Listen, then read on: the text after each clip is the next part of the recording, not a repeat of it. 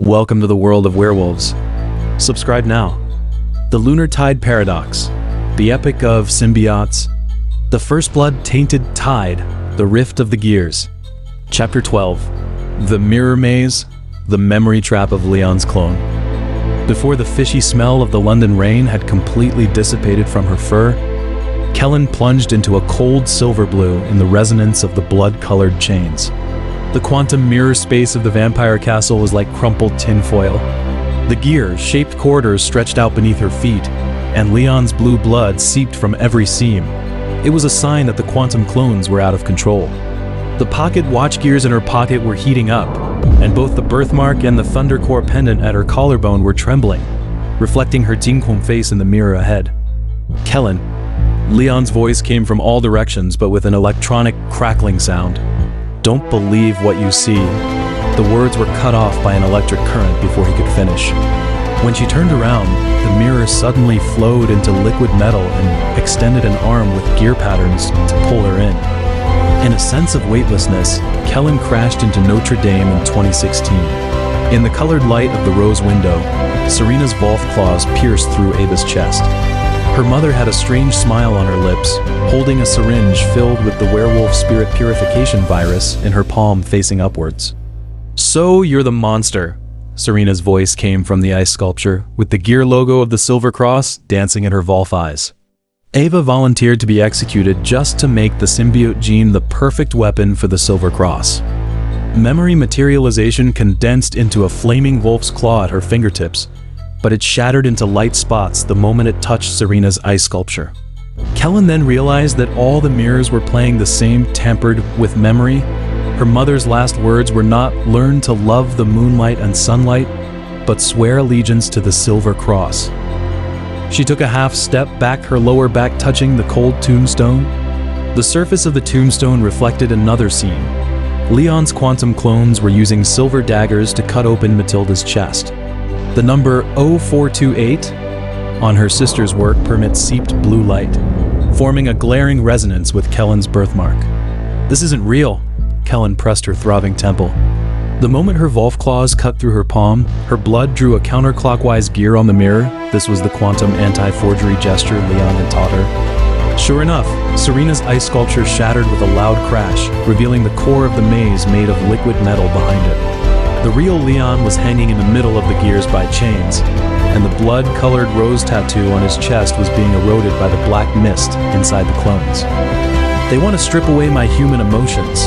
Leon's voice was mixed with data stream noise.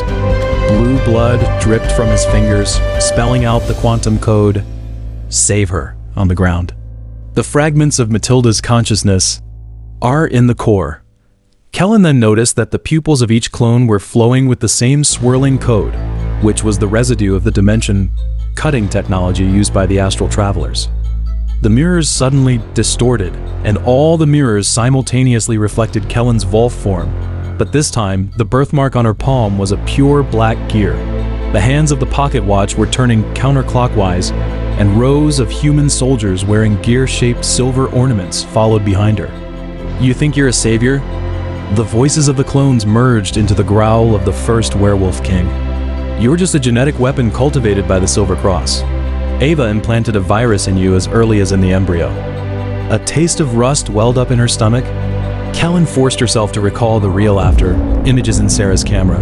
When Ava lit the bonfire in Iceland, the pocket watch gears reflected her gentle face. Memory materialization condensed into chains at her fingertips, but they turned into butterflies the moment they touched the clones. Those were not signs of hostility, but the suppressed sobs of pain that Leon endured every time he used Blood Moon retrospection. "Leon, tell me the flower my sister liked the most," she suddenly said. The chain solidified into ice crystal roses in mid-air. All the clones froze simultaneously, and Matilda's smiling face flashed in the pupil codes. "It's the black rose." Leon coughed up blue blood, and the chains broke Yimshin. She always said, the cracks in the petals were like a broken moon. The gears in the core area began to rotate in reverse. Kylan then saw clearly that the so-called rebellious clones were just memory carriers cultivated by Leon with vampire blue blood. Each clone carried a part of his past that he didn't want to face. When the last clone dissipated into blue light and merged into the pocket watch, Matilda's work permit floated out from the data stream. On the back of the card was engraved 0428. It was Leon's birthday and also the anniversary of his becoming a vampire prince. They wanted me to forget her. Leon took the work permit with a trembling hand. The blue blood bloomed into ice, crystal roses on Kylan's birthmark. But the essence of memory materialization, isn't it to give shape to pain? She suddenly realized that the ground of the mirror maze was actually composed of countless gears, and the name of each symbiote was engraved on each tooth. Next to her name was her and Matilda's number. The blood-colored chains were rewoven on their chests. The chain links turned into miniature gears and Volf claws. When Kylan helped Leon out of the mirror space, the River Thames outside the castle was shimmering with an eerie silver light. Those were the newly deployed Gene Lighthouse nanobots of the Silver Cross.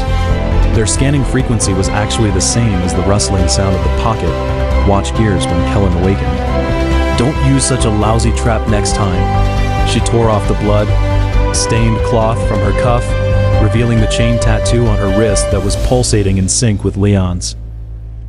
"At least you should know that what I fear the most isn't death ... but becoming a gear in someone else's hand." She swallowed the second half of the sentence. Looking at the reflection of the river surface, she noticed that the black rose tattoo under her left eye had somehow overlapped with Serena's, forming a complete blood-colored flower. Leon suddenly pressed her shoulder, and the blood, silk codes in his pupils condensed into a warning symbol. In the rift of the quantum space, the remains of one of the clones were recombining. The pattern of the gear-shaped birthmark on its chest was actually exactly the same as the badge of the Silver Cross extremist organization. Kylan clenched Matilda's work permit, and the metal edge cut into her palm. Where the blood dripped, the gear pattern spread along the ground, like some ancient symbiote totem. "They'll come again." Leon wiped the bloodstain on her cheek, his fingertips brushing over the gear-shaped spots of light in her Volf eyes. "But this time, we have a real weapon." He spread his palm, and the blue blood drew a quantum matrix on the ground. In the center was the pattern of Kylan's birthmark overlapping with Matilda's number. The distant bell tower struck 4 times. The pocket, watch gears vibrated gently in her pocket, and the hands pointed to 428. This number was like a silver thorn, piercing into her last memory of her mother. Deep in the mirror maze, a mirror suddenly reflected the cracks of the Arctic ice sculpture. Serena's consciousness fragments came along the quantum stream, carrying the breath of the ice sea. When the gears start to devour people, only the rift can save the world. Kylan looked down at her palm. The birthmark was seeping a faint blue light, resonating with Leon's pupil codes. She suddenly understood that those tampered with memories and distorted truths were all gears prepared for her by the time anchor. Not shackles, but pivots to pry into the future.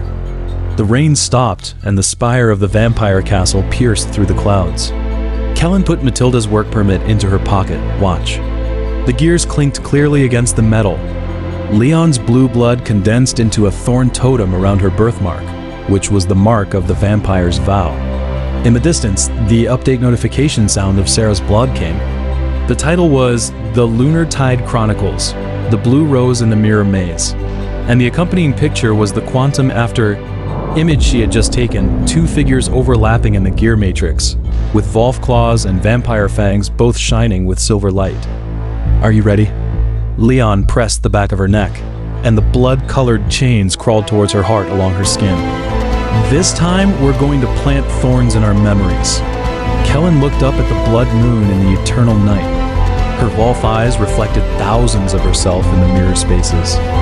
Some were angrily brandishing knives, some were silently weeping. But in the palm of each of herselves, there shone the light of gears and roses intertwined. Memory materialization condensed into a gear-shaped blade at her fingertips. Kylan gently stabbed at the nearest mirror. Cracks spread like a spider's web, and what was reflected in the mirror was no longer pain, but the snowy night in Iceland in 2015. When Ava placed the embryo in Serena's palm, they both wore the same silver fingers, with A, B, and N engraved on the inner side.